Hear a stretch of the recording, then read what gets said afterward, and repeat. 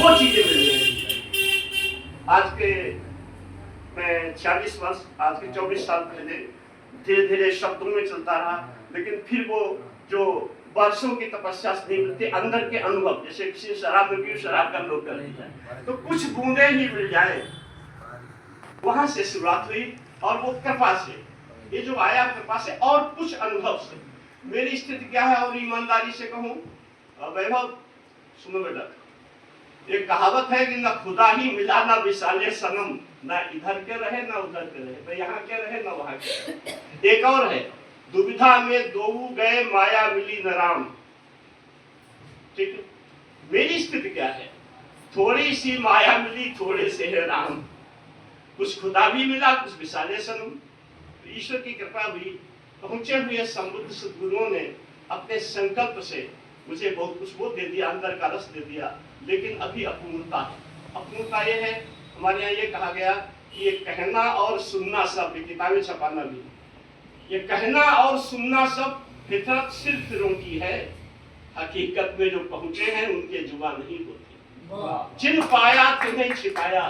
तो मेरी स्थिति क्या है, अधजल गगरी छलकत जाए और भरी भरी गागर चुप चुप जाए।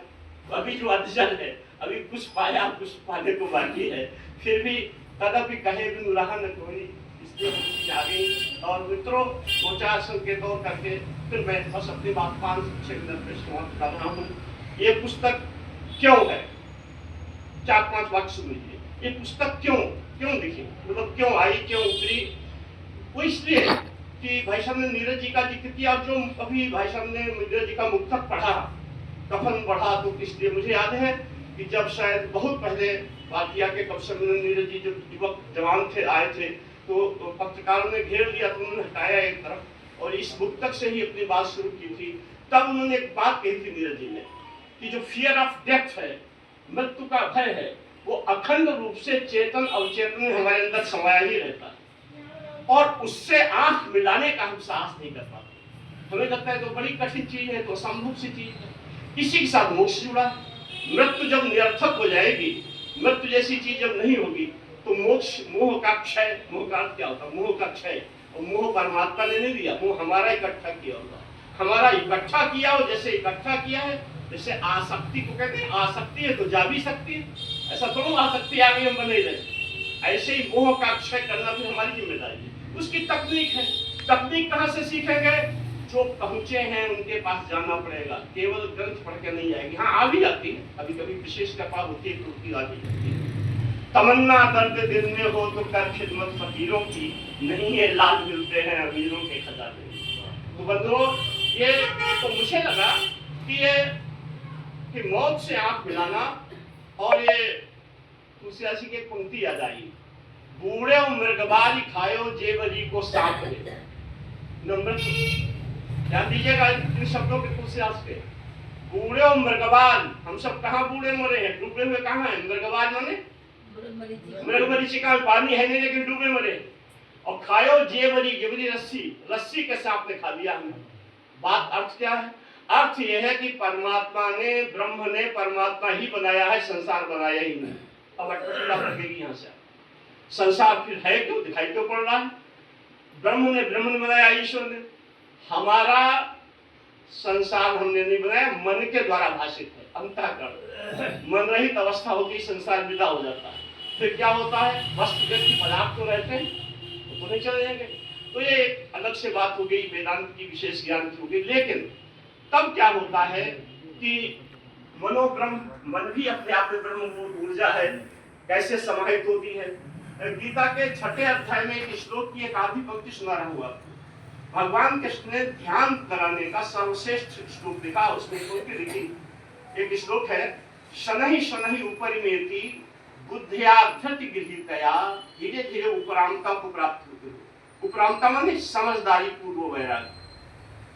बुद्धि में धैर्य धारण करते हुए आत्म संस्थम मनः कृत्वा, ये मन एक ऊर्जा है, हमारे ही संकल्प से पैदा हुई, वो आत्मा से ही निकली है, तो उसी में लीन कर दो। आत्म संस्थम मनः कृत्वा न किंचित मप चिंतयेत्, फिर कुछ भी चिंतन न हो। इसलिए पहुंचे हुए लोगों ने 3 सूत्र दिए। कुछ न करने से मिलता है वो, ठीक है, तो जो अचिंत्य तत्व है वो अचिंत्य होके ही मिलेगा। दूसरा, वो खोजने से नहीं खो जाने से मिलता है। तीसरा, जब किसी का ध्यान नहीं होगा तब उसका ध्यान होगा। पहले विशेष बातें आगे। तो दो भ्रम है कि मृत्यु पर विजय पाना संभव है, मोक्ष बहुत कठिन है। मित्रों, हमें एक ऐसे आध्यात्मिक गुरु मिले, उनका परिचय बता दूं। टापर वाले जो स्वामी जी थे, जिनके मूर्तियां रखी हैं पड्डाबाग और वहाँ कई जगह मंदिरों में रखी हैं, उनके सगे गुरु भाई थे, लेकिन बहुत छिपे हुए थे और योग के वेदांत के पहुंचे हुए भक्ति के लोग थे। उन्होंने अपने संकल्प से, मुझे उनका अभी उनका शरीर नहीं है, 97 में 97 में निर्वाण को प्राप्त हो गए। अभी उनकी इंटर कॉलेज चल रहा है, लगभग 20-30 लाख रुपए की बहुत अच्छी समाधि बनी है जलालाबाद। कभी आप जाए तो देखें, बहुत छिपे हुए थे। उनके कुछ वाक्य थे, वो कहते थे मुक्ति एक जन्म में नहीं बेटा, 1 घंटे में समझ लो, करना तो सही नहीं अध्यात्म। तो जिन्होंने, अच्छा वो कोई उपदेश नहीं देते थे, कोई किताब नहीं लिखते थे, कुछ बोलते नहीं थे। चोंगा पहना अपने पूरा पहने, तंबाकू खाई, लोग समझ नहीं पाते थे। लेकिन वो कहते थे जो पूछे ते देव जनाई। खैर, अगली एक बात मुझे कहनी है कि उपनिषद में दीदी एक सूत्र आया है, उसमें आया कि जो न बहुत पढ़ने से मिलता है, न बहुत सुनने से मिलता है, न बहुना सुखेन न बहुना पठेन। किसे मिलता है? जिसे वो चुन लेता है। फिर चुन किसे लेता है? पक्षपाती है क्या ईश्वर परमात्मा? पक्षपाती तो नहीं होगा। जो केवल उसे पसंद कर देता ना, राम ही केवल प्रेम किया, केवल इच्छा जिसकी हो जाती है, या व्याकुलता भूख तड़प जिस अनुपात में बढ़ जाएगी, उस अनुपात में वो पर्दा, वो आवरण, वो घूंघट उठता जाता है। आप सभी जानकार हैं। और मैं अब ज्यादा कुछ तो कहते हुए एक दो शेर पढ़ता हूँ, उसके बाद कुछ पंक्तियां पढ़ दे रहा हूँ कि राहे वफाए इश्क में मंजिल किसे नसीब, कोशिश जो कर रहा है वही कामयाब। हम कोशिश बंद नहीं करें, अखंड कोशिश।